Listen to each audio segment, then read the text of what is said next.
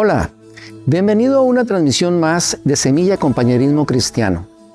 Estamos seguros de que nuestro recorrido a través del primer libro de los Reyes será de edificación para tu vida. Recuerda que cada lección, más que ser una predicación o una enseñanza, es una guía para tu estudio personal o en grupo. No te pierdas la oportunidad de descubrir por ti mismo las verdades profundas de esta porción de la Escritura. Una vez más, bienvenido.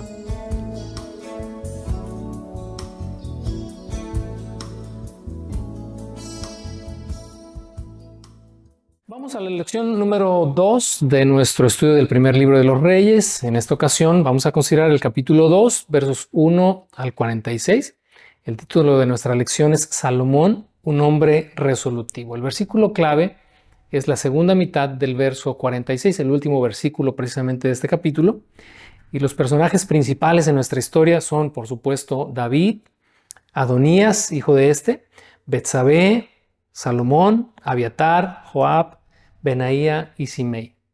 Una vez más te recomiendo que consideres el contexto histórico de estos personajes para que conozcas más acerca de lo que hicieron anteriormente, sobre todo en el segundo libro de Samuel, para que tengas, ¿verdad?, un criterio mucho más amplio de lo que vamos a leer en esta ocasión. El carácter expuesto para nuestras lecciones de semillas en casa es que Salomón mostró resolución al resolver con eficacia, rapidez y determinación lo que David procrastinó por muchos años. ¿Cuál es el objetivo general? ¿Qué es lo que queremos alcanzar al finalizar esta lección?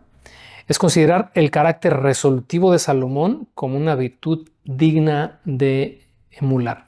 Ciertamente vamos a hablar mucho acerca de David y de esta actitud suya, pero nuestro objetivo es que el carácter y las cosas que realizó Salomón en este sentido sean para nosotros un ejemplo. La historia de hoy es muy particular. La transición del reinado de David prácticamente ya se había realizado, es lo que consideramos el capítulo anterior, en la lección número 1. Y ahora David, como rey emérito, simplemente estaba, pues no puede decirse que descansando, ¿verdad?, ni en vacaciones. Estaba en realidad ya en un retiro forzoso por causa de su deteriorada salud. Cuando se acerca la hora de su muerte, David le da a su hijo Salomón dos encargos muy particulares. Uno está relacionado con su fidelidad a Dios, pero el segundo tiene un matiz un tanto vengativo, un tanto de resolver o dejar que Salomón resuelva temas que David dejó pendientes. Así que vamos a encontrarnos aquí con dos grandes contrastes. Por un lado, la inexplicable elusión de David y por otro, la rápida acción, la resolución de Salomón para finiquitar temas que su padre dejó pendientes. Pero lo importante en esto es que ambos nos van a ilustrar o nos van a representar actitudes o posturas en nuestra forma de resolver o postergar situaciones relevantes. No es la primera vez que hablamos de esto. En el segundo libro de Samuel tocamos temas más o menos semejantes en cuanto a la procrastinación, que es esta actitud de innecesariamente postergar las cosas. Pero definitivamente el enfoque en esta lección número 2 de Primera de Reyes no puede ser otra. Y creo que nos serviría mucho como repaso. Y para aquellos que no nos siguieron a través del segundo libro de Samuel, bueno, que por primera vez pueda Dios desafiar tu vida, desafiar nuestras vidas para aprender a resolver con prontitud asuntos que bajo ninguna circunstancia podemos dejar pendientes. Ahora, antes de comenzar, quiero recomendarte algo. Estos asuntos o estos temas, la resolución por un lado y la procrastinación por otro, pueden ser aplicados a cualquier área de la vida, Pero nuestro enfoque hoy no es, pues, animarte a que no prolongues o no postergues el terminar de reparar cosas en tu casa, de pintar aquella pared. Esos son asuntos irrelevantes, aunque son importantes, pero son irrelevantes. Este tema tenemos que encauzarlo y tenemos que de alguna manera enmarcarlo en torno a nuestra vida espiritual. Así que te animo que sea por ahí el enfoque que le des o el enfoque que le vamos a dar, que sigas más o menos por ahí sobre ese ritmo. Vamos a dividir el capítulo en dos secciones. Por un lado, la procrastinación de David en los versos 1 al 12 y por el otro, la resolución de Salomón en los versos 13 al 46. Te invito a que leas conmigo la primera sección en cuanto a la procrastinación de David, los versos 1 al 12, y después vamos a regresar y vamos a hacer los comentarios pertinentes. Versos 1 al 12 dice así: Cuando ya se acercaba el momento de morir, el rey David le dio el siguiente encargo a su hijo Salomón. Yo voy camino al lugar donde todos partirán algún día. Ten valor y sé hombre. Cumple los requisitos del Señor tu Dios y sigue todos sus caminos. Obedece los decretos, los mandatos, las ordenanzas y las leyes que están escritos en la ley de Moisés, para que tengas éxito en todo lo que hagas y donde quiera que vayas. Si lo haces, el Señor cumplirá la promesa que me hizo cuando me dijo: si tus descendientes viven como debe ser y me siguen fielmente con todo el corazón y con toda el alma, siempre habrá uno de ellos en el trono de Israel. Además, tú ya sabes lo que me hizo Joab, hijo de Sarvia, cuando mató a mis dos comandantes del ejército, a Abner, hijo de Ner, y a Amasa, hijo de Jeter. Él fingió que fue un acto de guerra, pero estábamos en tiempo de paz, con lo cual manchó con sangre inocente su cinto y sus sandalias.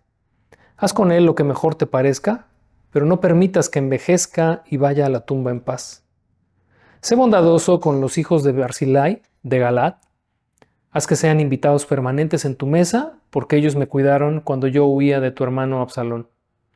Acuérdate de Simei, hijo de Gera, el hombre de Baurim, de la tribu de Benjamín.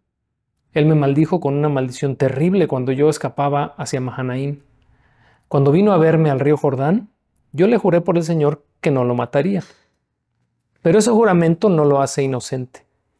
Tú eres un hombre sabio y sabrás cómo darle una muerte sangrienta. Luego David murió y fue enterrado con sus antepasados en la ciudad de David. David reinó en Israel durante 40 años, 7 de ellos en Hebrón y 33 en Jerusalén. Salomón lo sucedió y se sentó en el trono de David su padre, y su reino se estableció firmemente. Bueno, en esta sección, la procrastinación de David, tenemos dos momentos en los que se desarrolla esta trama. En el primero, que los versos 1 al 4, es el encargo de David a su hijo, que pudiéramos resumirlo como: sé fiel al Señor. Fíjate que me llamó mucho la atención, y espero que pongas ahí tu mirada en el verso 2 y consideres estas palabras que hace un tiempo las plasmé por ahí en un banner para un congreso de hombres que no realizamos porque vino el tiempo de pandemia. Pero sigo pensando que puede ser un bello y un buen eslogan o una buena frase como para un congreso de varones.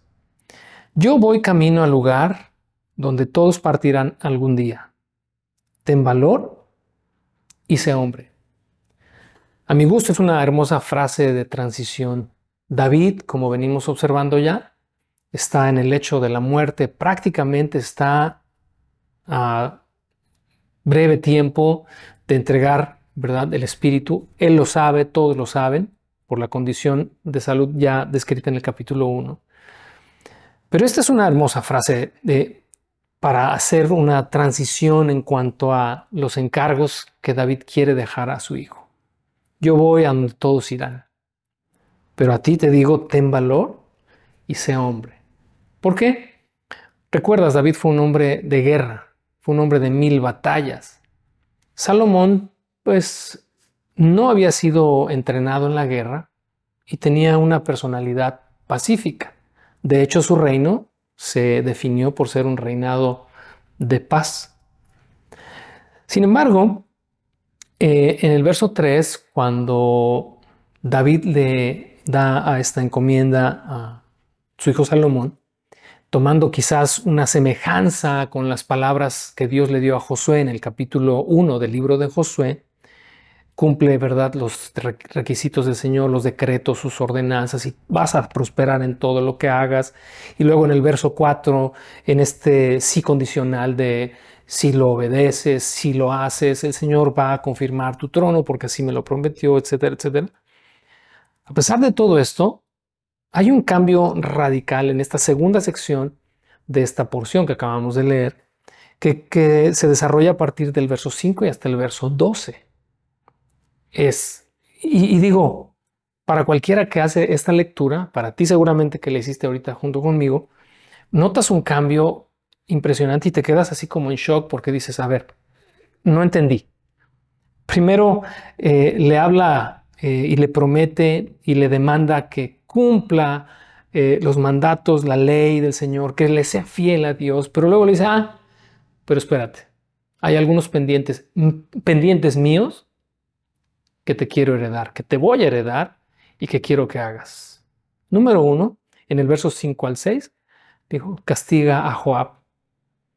En 2 de Samuel capítulo 3, si tú, ¿verdad?, quieres conocer la historia, y tendrías que, si es que no estudiaste con nosotros por aquí, 2 de Samuel, pero tienes obligadamente, es más, aunque hayamos pasado por allá, tienes que ir y recordar lo que pasó en aquel momento, cuando Joab mató de una manera vengativa por la muerte o el asesinato de Abner, el hermano precisamente de Joab. Joab lo asesina a sangre fría y entonces hace lo mismo, pero después en un asunto ya de celos al final del segundo libro de Samuel. Joab está celoso de que David le está entregando a otro la dirección del ejército, le está entregando a otro la comandancia de sus fuerzas militares. Entonces Joab, de una manera también traicionera, lo asesina. Y entonces David hace referencia a esto y le dice a Salomón, castiga a Joab por estos dos asesinatos que él cometió. Pero aquí vamos a empezar a entrar en detalle, ¿no? Este castigo que Salomón le está encargando que David le está encargando a Salomón, es algo que David debió gestionar en su tiempo. Pasaron muchos años, pero muchos años entre el primer asesinato, ¿verdad?, de Joab hacia Abner y el segundo. Y durante todo este tiempo, y eso lo estuvimos revisando a través de 2 de Samuel, David, por alguna razón que no logramos todavía entender ni saber, procrastinó las decisiones que debieron ser tomadas en su momento, no solucionó en su momento y dejó a Joab hasta el final de sus días, lo dejó como comandante de sus fuerzas. Hay también un capítulo en donde incluso lo maldijo a Joab, maldijo a su familia, maldijo a su descendencia cuando asesinó a Abner. Pero creo que en ese momento pudo haber tomado una determinación, una resolución para darle carpetazo al asunto, pero mantuvo a Joab por años y años y años y años. La segunda encomienda en el verso 7 es honra a los hijos de Barzillai. Ve a 2 de Samuel capítulo 17 y te vas a encontrar ahí también con esta historia. Cuando David está huyendo de su hijo Absalón, que se ha levantado contra él, Barzillai y su familia reciben a David, le proveen de pan, ¿verdad?, alimento, etcétera, etcétera. Y entonces David quiere corresponder también a este gesto y le encomienda a Salomón que honre a sus hijos teniéndolos siempre comiendo en su mesa. Pero luego, fíjate, versos 8 y 9, vuelve otra vez a sacar David un asunto pendiente, en este caso con Simei. Cuando David está huyendo de Absalón, ahí le sale un loco llamado Simei y lo empieza a maldecir, empieza a tirar piedras y como vimos en su momento, lo hizo por mucho tiempo mientras el rey caminaba y mientras el rey estaba vestido, ¿verdad?, de luto, en tristeza y en lágrimas, saliendo, huyendo de Jerusalén. Este hombre Simei arremetió contra él y lo maldijo gravemente. Tendrás que ir a 2 de Samuel capítulo 16. El detalle aquí es que en su momento, fíjate, cuando Simei lo está maldiciendo, obviamente Joab, de quien acabamos de hablar, Joab quiso matar a Simei porque eso no se podía permitir bajo ninguna circunstancia que alguien maldijera de esa manera y tirara piedras y tierra al rey. Y David atribuyó a que Dios a través de Simei lo estaba humillando. Y entonces le dijo a Joab, le dijo, ¿yo qué tengo con ustedes, hijos de Sarbia? ¿Quién les pidió su opinión? Déjenlo porque tal vez Dios me está humillando. Por causa, obviamente, David entendía que todo lo que estaba pasando era consecuencia de su pecado con Betsabé, de quien estaremos hablando también aquí en esta ocasión. Todas las historias se están tejiendo, ¿no? Pero después en el capítulo 19 de 2 de Samuel, cuando ya David regresa una vez que Absalón murió, Simei se presenta para pedir perdón y David lo perdona y le hace un juramento de que no moriría. Ahí entonces digo, si en la primera ocasión cuando te maldijo no resolviste, porque pudo haber resuelto sin ningún problema y habría sido justificado que Joab matara a Simei por su atrevimiento, sin embargo David lo dejó pasar. Procrastinación. Luego entonces lo perdona, pero si lo perdonas y le haces un juramento, pues consideras que ahí queda todo, ¿no? Pero fíjate, años después, muchos años después, ya en la vejez de David, en su lecho de muerte, le dice a su hijo Salomón, te encargo que castigues también a Simei. Y fíjate, las palabras que David utilizó en el verso 9, en la segunda parte, dice, pero ese juramento no lo hace inocente. Dice, tú eres un hombre sabio y sabrás cómo darle una muerte sangrienta. Y lo mismo fue en el caso de Joab, en el verso 5, dice, manchó con sangre inocente su cinto y sus sandalias. Verso 6, haz con él lo que mejor te parezca, pero no permitas que envejezca y vaya a la tumba en paz. ¿Por qué David dejó todos estos asuntos sin resolver? Puede haber mil hipótesis en cuanto a esto, ¿verdad? Uno puede pensar, no, pues es que no quiso quitar a Joab de su cargo para evitar una insurrección por parte del ejército. No sé, pues pudiéramos sacar mil conjeturas. La escritura no nos dice cuáles son las razones por las que David procrastinó estas resoluciones que debió haber tomado, pero lo hizo. Y en el hecho de la muerte está heredándole a Salomón el hacerlas. Ahora, ¿qué es la procrastinación? Es una palabra que no utilizamos comúnmente, pero es postergar, y quiero que subrayes esto, innecesaria e indefinidamente. No es lo mismo procrastinar que postergar, aunque la procrastinación conlleva la idea de mandar más adelante o postergar alguna situación o alguna decisión.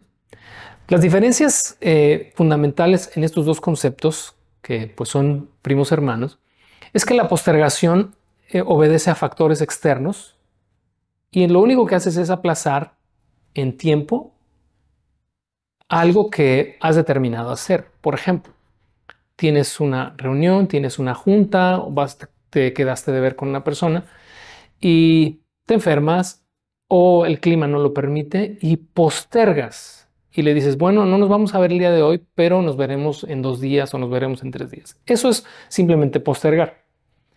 La procrastinación es postergar innecesaria e indefinidamente. Es decir, va más apegado a una forma cómoda de pensar para evitar hacer algo que en realidad no queremos hacer y que no vamos a hacer, pero que no nos atrevemos a decir que no lo vamos a hacer. Es decir, sí lo voy a hacer, pero después.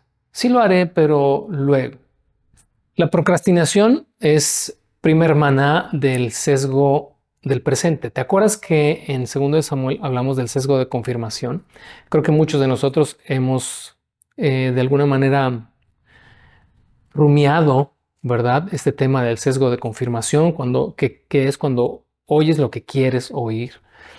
En el sesgo del presente, que es pariente de la procrastinación, es cuando ante una hipotética ventaja de una situación futura y una gratificación inmediata, eliges por el aquí y el ahora. Es decir, hay algo que vas o que puedes hacer hoy que va a afectar positivamente en el futuro, pero como ese futuro es hipotético, puede que sí resulte así o puede que no, decides mejor dejarlo como pendiente, decir sí lo voy a hacer, pero después, y prefieres mejor la gratificación presente de hoy me siento cómodo de no hacerlo. Y entonces es como comenzamos a postergar, pero ¿sabes qué? Eso es un autoengaño porque lo único que hacemos es debilitar y en algunos casos anular la iniciativa para hacer cambios sustanciales en nuestras vidas. Como te decía al principio, estos temas los puedes aplicar a muchas cosas y yo espero que no estés pensando ahorita en aplicarlo en cuestiones triviales o en cuestiones irrelevantes de la vida. Hoy lo que queremos, el enfoque que le queremos dar es en cuanto a nuestra vida espiritual, en cuanto a lo malo y dañino que puede resultar la procrastinación en aspectos de nuestra vida espiritual, en aquellas cosas que vamos dejando pendientes, pero que en realidad no tenemos la intención de hacer. Muchos de nosotros a lo largo de nuestra vida cristiana decimos que queremos cambiar, deseamos cambiar, queremos ser otras personas y de repente bajo una bandera de debilidad en la carne, bajo una bandera de sí quiero, pero definitivamente no puedo, hemos o no hemos hecho cambios sustanciales en nosotros, cambios que debieron haber sucedido ya. Te quiero dar un ejemplo de esto. En la epístola a los Hebreos, en el capítulo 5, verso 11 en adelante, nos dice lo siguiente. Nos gustaría decir mucho más sobre este tema, pero es difícil de explicar, sobre todo porque ustedes son torpes espiritualmente y tal parece que no escuchan. Hace tanto que son creyentes que ya deberían estar enseñando a otros. En cambio, necesitan que alguien vuelva a enseñarles las cosas básicas de la palabra de Dios. Son como niños pequeños que necesitan leche y no pueden comer alimento sólido. Pues el que se alimenta de leche sigue siendo bebé y no sabe cómo hacer lo correcto. El alimento sólido es para los que son maduros, los que a fuerza de práctica están capacitados para distinguir entre lo bueno y lo malo. Así que dejemos de repasar una y otra vez las enseñanzas elementales acerca de Cristo. Por el contrario, sigamos adelante hasta llegar a ser maduros en nuestro entendimiento. No puede ser que tengamos que comenzar de nuevo con los importantes cimientos acerca del arrepentimiento de las malas acciones y de tener fe en Dios. Ustedes tampoco necesitan más enseñanza acerca de los bautismos, la imposición de manos, la resurrección de los muertos y el juicio eterno. Así que si Dios quiere, avanzaremos hacia un mayor entendimiento. ¿Logras identificar la procrastinación en este pasaje de Hebreos? Este creyente o estos creyentes a los cuales el escritor les está exhortando procrastinaron la madurez, cosa que ya debieron determinar pero que aún no se da. Procrastinaron el crecimiento, procrastinaron su servicio, procrastinaron su comprensión de la escritura. Todo esto porque simplemente lo dejaron para más adelante, para después. Se posterga de forma indefinida, acuérdate, postergar de manera indefinida e innecesaria. Por eso el escritor les llama la atención y dice, hey, a estas alturas ustedes ya debían de ser y de hacer tal o cual cosa. Ahora, ¿qué es lo que tú y yo hemos hecho en ese sentido? Mira, al yo revisar la lección número 2 y al revisar este capítulo y al volver otra vez a recordar en el caso de David este vicio suyo de posponer temas tan importantes como fue aquí el caso de Joab y el caso también de Simei, me hace pensar en qué cosas he dejado yo pendientes intencionalmente. De verdad, te lo aseguro. Estas 2 últimas semanas he pasado mucho tiempo reflexionando en esto y he tratado de escudriñar mi corazón, escudriñar mi mente y ver qué cosas he pospuesto. Y sabes, al observarme y al observar lo que muchos a lo largo de los años, en muchos de nosotros ha pasado, hemos postergado o hemos procrastinado nuestra vida de oración, hemos procrastinado nuestra restauración matrimonial, la paz con otros, hemos procrastinado la exhortación a otras personas, hemos procrastinado la santidad. ¿En qué sentido lo hacemos? En que un día de estos, un día se me voy a explicar, es como el ejercicio. Es como cuando quieres hacer ejercicio. Bueno, eso es procrastinar, fíjate. Cuando tú dices, un día de estos voy a hacer ejercicio, un día de estos voy a comer bien, un día de estos voy a disciplinarme en esto o en aquello. No estás postergando. Ya dijimos cuál es la diferencia entre postergar y procrastinar. Estamos intencionalmente diciendo que lo haremos otro día, pero en el fondo sabemos que no lo vamos a hacer. Quiero recomendarte, si quisieras profundizar más en este asunto particularmente, que leas el libro de Ageo. El libro del profeta Ageo es un tesoro escondido ahí en el Antiguo Testamento, un pequeño libro de tan solo 2 capítulos, particularmente el capítulo 1, pero bueno, es un solo relato los 2 capítulos, pero el capítulo 1 es en este sentido, es incisivo, llega hasta el corazón. Si lo lees, obviamente, con una mente y un corazón abiertos, Dios habla con toda claridad acerca de la procrastinación, de dejar pendientes las cosas que debemos hacer hoy. Mi mamá me repetía una y otra y otra y otra vez cuando yo era niño, no dejes mañana lo que puedas hacer hoy. En ese sentido, yo modificaría este dicho un poquito y me diría a mí mismo, no dejes para mañana lo que debes hacer hoy. Cosas que tú y yo dejemos pendientes ahora, en este sentido y bajo esta perspectiva, nos van a ocasionar grandes problemas el día de mañana. Así que te recomiendo leas Ageo. Ahora, me encantaría hablar más acerca de la procrastinación, pero como esta es una guía solamente y lo que tratamos es, ¿verdad?, de que te sirva para tu estudio personal, incluiremos en nuestra lección de Semillas en Casa un artículo que te va a ayudar a entender un poco más acerca de este tema para que profundices todavía más en lo que estamos considerando y en estos vicios y en estas actitudes de David, y que esto te sirva, obviamente, para modificar y para hacer algunos cambios en tu vida. Antes de pasar a la segunda mitad, aunque la segunda mitad en texto es mucho más amplia, la vamos a acotar en cuanto a las observaciones, porque creo que al observar el lado negativo de la resolución, que es la procrastinación, que es el opuesto completamente, creo que nos va a dar, el negativo nos va a dar mucha luz acerca de lo que debemos hacer en cuanto a las resoluciones. Pero antes de pasar a la segunda mitad, quiero decirte cómo pudiéramos hacer, o al menos en esta reflexión de estas 2 últimas semanas de la que te hablo, esta reflexión personal, qué pudiéramos hacer para salir de una actitud o de un vicio como este de procrastinación. Acompáñame al primer libro de Samuel en el capítulo 22, verso 22. Vamos a dar lectura a este versículo y va a ser un buen punto de partida para esta pregunta. David exclamó, lo sabía. Cuando vi a Doeg el edomita allí ese día, estaba seguro de que se lo contaría a Saúl. Ahora soy responsable de la muerte de toda la familia de tu padre.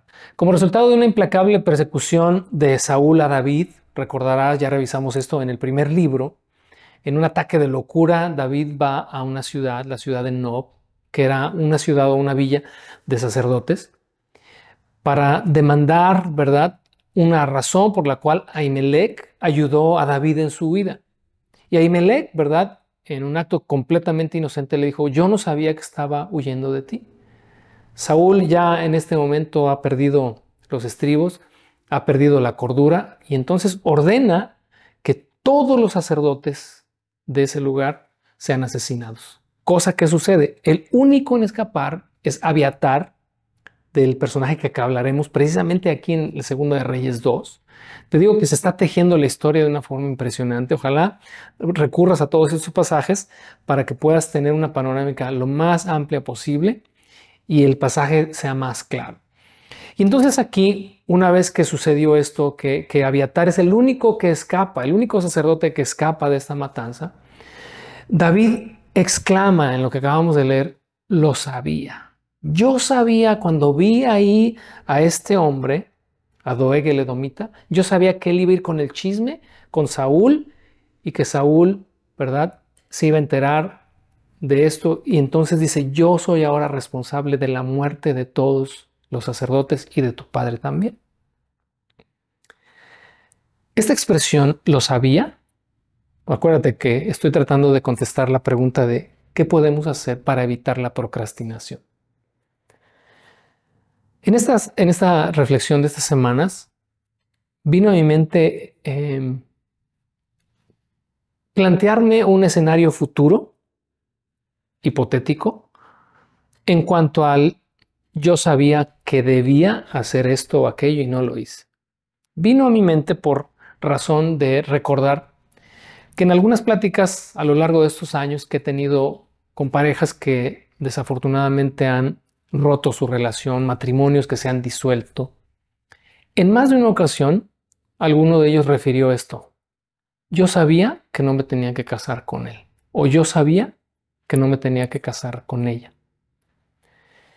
Cuando yo escuché por primera vez expresiones como esas, me hizo pensar en qué cosas en el pasado yo sabía de las que hoy tal vez me arrepiento de no haber resuelto.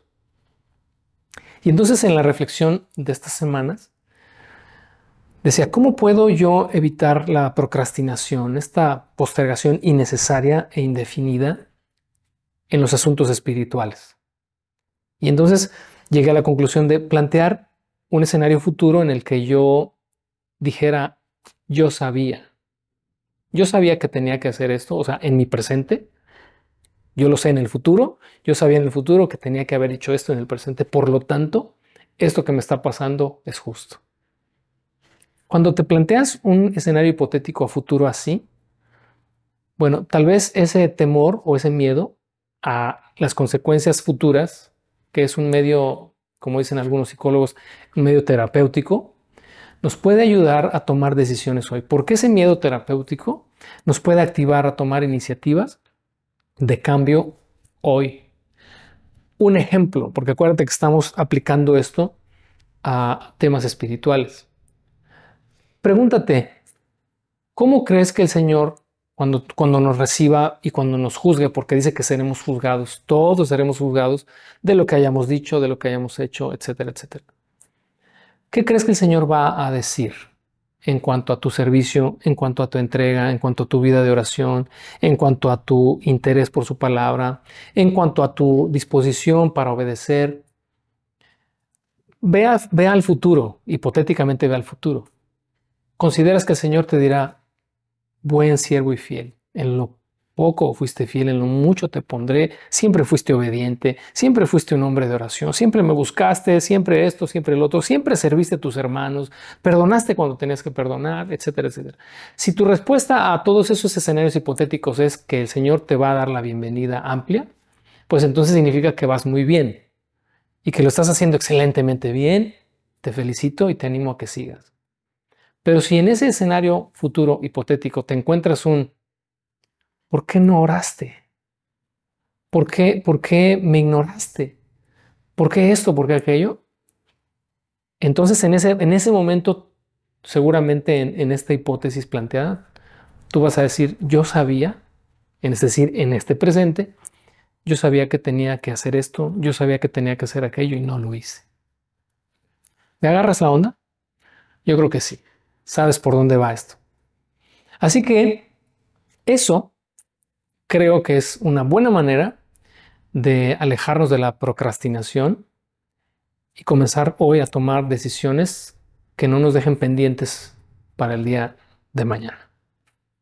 Vamos a la segunda sección de nuestro tema y es la resolución de Salomón, o como es el título de nuestro tema de hoy, es Salomón, un hombre resolutivo. Esta lo encontramos en los versos 13 al 46 y se divide en 4 secciones. La primera sección es la muerte de Adonías, hermano de Salomón, versos 13 al 25. La segunda sección, el destierro y la destitución de Abiatar, personaje del que hablamos un poco hace un momento, versos 26 y 27. La tercera sección es la muerte de Joab, descrita en los versos 28 al 35. Y por último, la muerte de Simei, versos 36 al 46. Vamos a revisar cada una de ellas desde la perspectiva de la resolución de Salomón o la capacidad resolutiva de Salomón. Vamos a la primera de ellas, que es la muerte de Adonías, versos 13 al 25, que dicen así. Cierto día Adonías, cuya madre era Hagit, fue a ver a Betsabé, la madre de Salomón. ¿Vienes en son de paz?, le preguntó Betsabé. Sí, contestó él, vengo en paz. Quiero pedirte un favor. ¿De qué se trata?, le preguntó ella. Él contestó, como sabes, el reino me correspondía a mí. Todo Israel quería que yo fuera el siguiente rey, pero todo cambió y el reino pasó a mi hermano, porque el Señor así lo quiso. Ahora solo tengo un favor que pedirte, pero no me lo niegues. ¿De qué se trata?, preguntó ella. Él contestó, habla con el rey Salomón de mi parte, porque yo sé que él hará cualquier cosa que tú le pidas. Dile que me permita casarme con Abisag, la muchacha de Sunem. Está bien, respondió Betsabé, le hablaré al rey por ti. Entonces Betsabé fue a ver al rey para hablarle en nombre de Adonías. El rey se levantó de su trono para recibirla y se inclinó ante ella. Cuando volvió a sentarse en su trono, ordenó que trajeran un trono para su madre y ella se sentó a la derecha del rey. Tengo un pequeño favor que pedirte, le dijo ella. Espero que no me lo niegues. ¿De qué se trata, madre mía?, preguntó el rey. Tú sabes que no te lo negaré. Entonces permite que tu hermano Adonías se case con Abisag, la muchacha de Sunem, contestó ella. ¿Cómo es posible que tú me pidas que entregue a Abisag en matrimonio a Adonías?, preguntó el rey Salomón. Sería lo mismo que pedirme que le dé el reino. Tú sabes que él es mi hermano mayor y que tiene de su lado al sacerdote Abiatar y a Joab, hijo de Sarvia. Entonces el rey Salomón hizo un juramento delante del Señor diciendo que Dios me hiera e incluso me mate si Adonías no ha sellado su destino con esta petición. El Señor me ha confirmado y me ha puesto en el trono de David mi padre. Él ha establecido mi dinastía tal como lo prometió. Por lo tanto, tan cierto como que el Señor vive, Adonías morirá hoy mismo.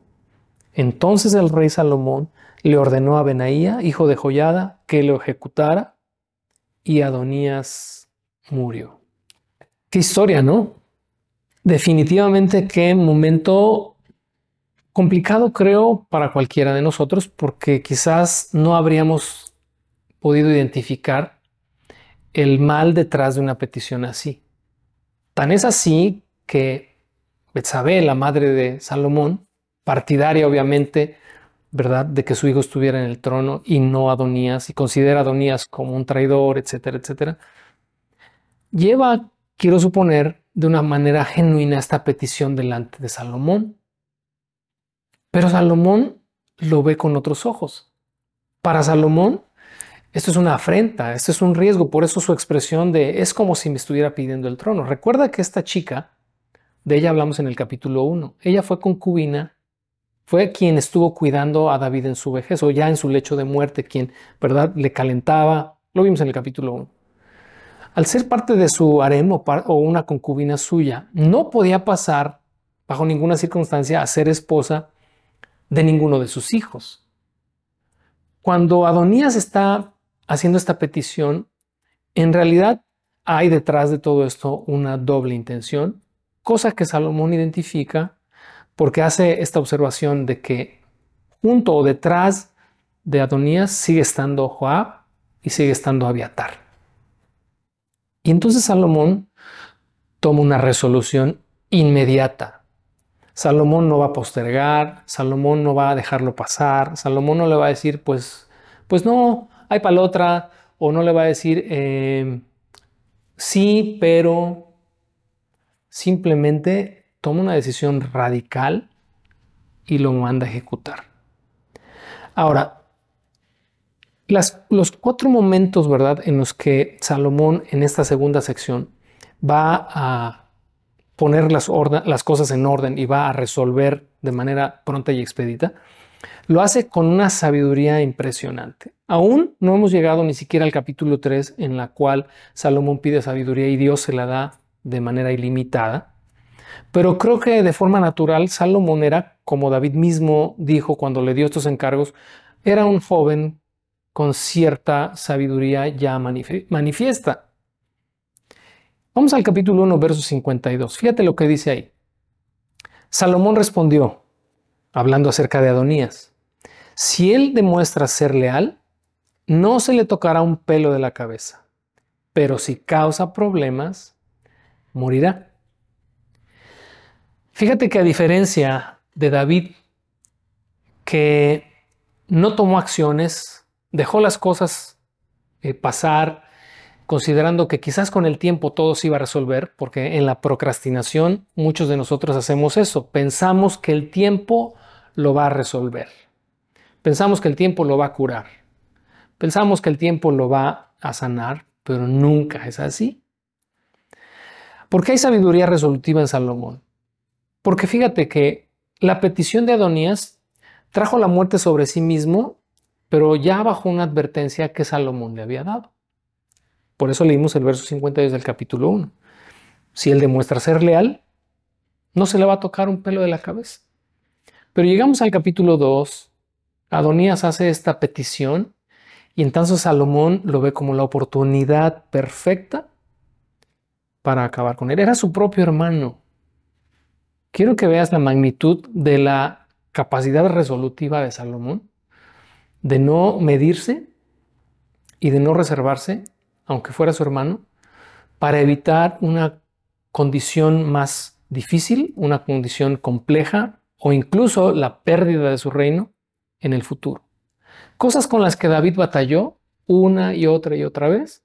Salomón dijo: yo no pienso batallar con nada de eso y voy a resolver el día de hoy. Espero que vayas viendo en Salomón esta cualidad necesaria para nosotros en nuestra vida espiritual. Vamos con nuestro segundo personaje y esta segunda resolución de Salomón. Ahora con Abiatar, en los versos 26 y 27, que dicen así. Luego el rey dijo al sacerdote Abiatar: regresa a tu casa en Anatot. Mereces morir, pero no voy a matarte ahora, porque tú cargaste el arca del Señor soberano para David, mi padre, y estuviste con él en todas sus dificultades. De ese modo, Salomón expulsó a Abiatar del cargo de sacerdote del Señor, y así cumplió la profecía que el Señor había dado en Silo acerca de los descendientes de Elí. En el caso de Abiatar, Salomón no se atrevería a darle muerte porque era un sacerdote. Ahí sí habría definitivamente actuado de una forma loca. No se atrevería Salomón a hacerlo bajo ninguna circunstancia. Sin embargo, aunque no le dio muerte físicamente, sí le dio muerte en el corazón y en el espíritu.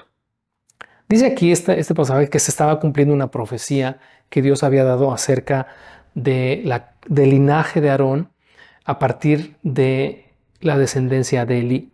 Te invito a que vayas a 1 Samuel, capítulo 3, versos 11 al 14, para recordar lo que Dios le dijo a Elí y acerca de él y de sus descendientes. Y aquí, en este último sacerdote del linaje de Aarón, estaba culminando una época y se abriría una nueva a partir del sacerdocio del próximo en turno. Entonces, Salomón está en este momento tomando una resolución también, porque como recuerdas en el capítulo 1, Abiatar se alió juntamente con Joab para poner a Adonías en el trono. Ahora Adonías ha muerto y entonces Salomón no va a dejar ningún cabo suelto. Va a resolver también con Adonías. ¿Y entonces cuál es la solución? La solución es desterrarlo y destituirlo. De alguna manera, anular su influencia, anular su presencia incluso ahí en Jerusalén. El tercero en turno es Joab.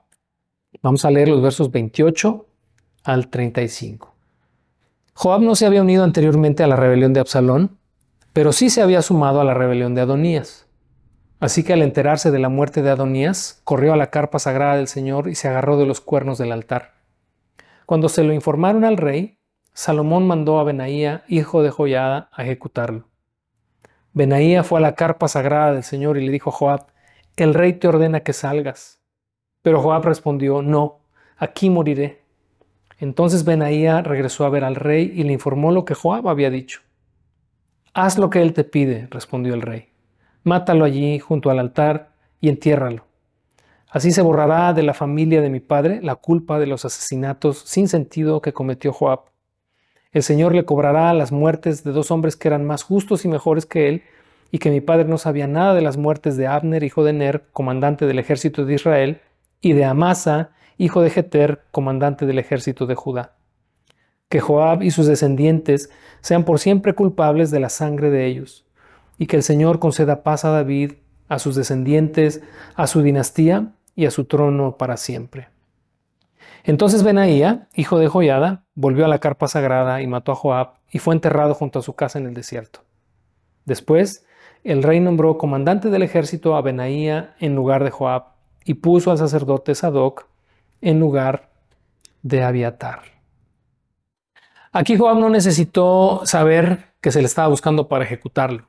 En cuanto supo que Adonías había sido ejecutado ya, que Abiatar había sido también desterrado, pues simplemente no tuvo más que él mismo correr al tabernáculo y asirse de los cuernos del altar, quizás tomando como ejemplo a Adonías, lo que revisamos en el capítulo 1, considerando que estando ahí, Salomón le perdonaría la vida. Pero cuando Joiada le dice: no, sal de ahí, él dijo: no, aquí moriré. Y entonces Joiada va con el rey y le dice: pues dice que no se quiere soltar, que ahí quiere morir. Fíjate, quiero que observes la sabiduría resolutiva de Salomón. Bueno, si él quiere morir ahí, mátalo ahí y entiérralo después. Ve ligando la sabiduría en las resoluciones de David, porque así vamos a cerrar nuestra reflexión de hoy. Tuvo sabiduría al momento de resolver con Adonías, porque Adonías incumplió a esta promesa que Salomón le había hecho. En el caso de Abiatar fue desterrado, y en el caso de Joab, cuando él mismo dice: moriré aquí, simplemente Salomón actúa en consecuencia. Bueno, si ahí quieres morir, entonces ahí morirás, pero vas a morir. El cuarto momento en estas resoluciones de Salomón es Simei, este hombre que maldijo a David y al cual David, ¿verdad?, le encomienda a Salomón darle una muerte sangrienta. Observa la sabiduría resolutiva de Salomón. Ahora, antes de pasar a este cuarto, quiero que observes, en el caso de Adonías, de Abiatar y de Joab, esos tres tenían una cuenta también con Salomón, porque se confabularon para usurpar, ¿verdad?, el lugar que a Salomón le pertenecía por juramento o por promesa de parte de Dios. Así que pudiéramos ver en el caso de Adonías, Abiatar y Joab un tema personal de Salomón, aunque Joab también tenía un tema pendiente con David. Pero en el caso de Simei, Salomón no tenía ningún asunto pendiente con Simei, lo tenía su padre. Por eso David, ¿verdad?, en esta procrastinación le hereda el problema a Salomón. Entonces Salomón tiene que resolverlo con sabiduría. Y quiero que observes la sabiduría resolutiva de Salomón aquí también, versos 36 al 46. Luego el rey mandó a llamar a Simei y le dijo: construye una casa aquí en Jerusalén y vive en ella, pero no salgas de la ciudad por ningún motivo, pues el día que salgas y pases el valle de Cedrón, ciertamente morirás y tu sangre volverá sobre tu propia cabeza. En otras palabras, tú serás responsable de tu propia muerte. Simei respondió: tu sentencia es justa, haré todo lo que mi señor el rey mande. Por lo tanto, Simei vivió en Jerusalén un largo tiempo. Subraya esta parte ahí, un largo tiempo. Verso 39, sin embargo, 3 años después, 2 esclavos de Simei se fugaron a Gat, donde reinaba Aquis, hijo de Maaca. Cuando Simei supo dónde estaban, ensilló su burro y se fue a Gat a buscarlos. Una vez que los encontró, los llevó de regreso a Jerusalén. Salomón se enteró de que Simei había salido de Jerusalén, que había ido a Gat y regresado. Así que el rey lo mandó llamar y le preguntó: ¿no te hice jurar por el Señor y te advertí que no salieras a ninguna parte, o de lo contrario morirías? Y tú respondiste: la sentencia es justa, haré lo que mandes. Entonces, ¿por qué no cumpliste tu juramento al Señor ni obedeciste mi orden? El rey también le dijo: seguramente recordarás todas las maldades que le hiciste a mi padre David, que ahora el Señor traiga todo ese mal sobre tu cabeza, pero que yo, el rey Salomón, reciba las bendiciones del Señor y que siempre haya un descendiente de David sentado en este trono, en presencia del Señor. Entonces, por orden del rey, Benaía, hijo de Joiada, llevó a Simei afuera y lo mató. De ese modo, el reino quedó afianzado en manos de Salomón. Cuestión de tiempo. Fíjate qué sabiduría resolutiva la de Salomón, porque como no era una cuenta personal, Salomón no podía llamar a Simei y decirle: ven y te voy a matar por lo que le hiciste a mi padre, porque David había hecho un juramento con él, juramento que, como ya vimos en su momento, no tuvo mucha razón de ser o mucho sentido, porque lo único que hizo fue trasladarle a Salomón esta responsabilidad. Pero Salomón va a resolver también y quiere de alguna manera finiquitar todos estos asuntos pendientes en su agenda. No quiere dejar nada para el día de mañana. Y entonces, pues le tiende una trampita a Simei, en la cual cayó redondo. No, construye una casa aquí y no salgas. El día que salgas, el día que pases el valle de Cedrón, ese día mueres. Y fíjate, alcanzo a ver a Salomón como un león paciente, que está observando a su presa por horas, en este caso 3 años, hasta el momento en el que la presa comete un error y entonces se ejecuta la sentencia. 3 años después, yo creo que ya a Simei hasta se le había olvidado, tal vez el juramento. Y si no se le había olvidado, pues considero que no habría tanto problema. Bueno, voy por ellos y regreso, no voy a huir. Pero rompió su juramento y para Salomón fue suficiente. Y entonces fue la manera en la que cumplió y concluyó un tema pendiente en la agenda de David. En esta historia, David le pudo agendar a Salomón 2 temas pendientes que él procrastinó. Déjame decirte que en la vida espiritual, tú y yo no vamos a poder heredarle a nadie las cosas que no hayamos hecho. No vamos a poder agendarle a otro, no vamos a poder hacer responsables a otro, ni que otro cumpla lo que tú y yo en nuestra persona no hemos cumplido. Quiero cerrar con esto. 2 aspectos necesarios para fomentar y cultivar en nosotros un carácter resolutivo. Número 1, determinación. Mientras tú y yo no determinemos hacer hoy lo que debemos hacer y dejemos de postergarlo indefinida e innecesariamente para mañana, cuando sabemos en nuestro corazón que en realidad no nos interesa y no lo queremos hacer, pero si no tomamos la determinación, nunca vamos a hacer lo que debemos ser, ni haremos lo que debemos hacer. Y el tiempo corre muy rápido y cuando menos nos demos cuenta podemos estar como David en nuestros últimos días, tratando de dejar estos pendientes a alguien más, pendientes que nadie más va a poder resolver. Y el segundo aspecto, después de la determinación, es la sabiduría. Porque no se trata de resolver a lo loco. No se trata de, ok, lo voy a hacer. Sí, pero ¿cómo lo vas a hacer? ¿Qué necesitas para hacerlo? ¿Cuáles son las palabras que necesitas usar para hacerlo? Para eso necesitamos sabiduría. Y Santiago capítulo 1, verso 5 dice: si alguno necesita sabiduría, pídala a Dios, Él la da en abundancia, sin reproche, a todo el que la pida y el que la necesite. Salomón pidió sabiduría y de esto hablaremos en la lección número 3. Nuestro tema en la lección número 3 será sabiduría con propósito. Aquí nosotros pudiéramos pedir sabiduría con un propósito muy firme, porque queremos saber cómo resolver hoy las cosas que hemos dejado pendientes. Una persona resolutiva se centra en las soluciones, no en el problema. Si estamos siempre considerándonos que somos débiles, que no podemos, que jamás llegaremos a ser el hombre o la mujer que debo ser para Dios, pues nunca lo llegaremos a ser. Porque estamos centrándonos en el problema. El problema somos nosotros, siempre seremos nosotros. Pero pone Dios también delante de nosotros puertas de solución, ventanas de solución, para que podamos resolver. determinemos nosotros, la sabiduría viene de Dios. Tú das un paso, el Señor da el otro. Tú tomas hoy un compromiso contigo mismo y con Dios, y Dios te da la sabiduría para saber cómo hacerlo. Cerramos reafirmando la segunda mitad del verso 46 que leímos hace un momento. Fíjate, dice, de ese modo. Algunas versiones dicen así o por estas acciones.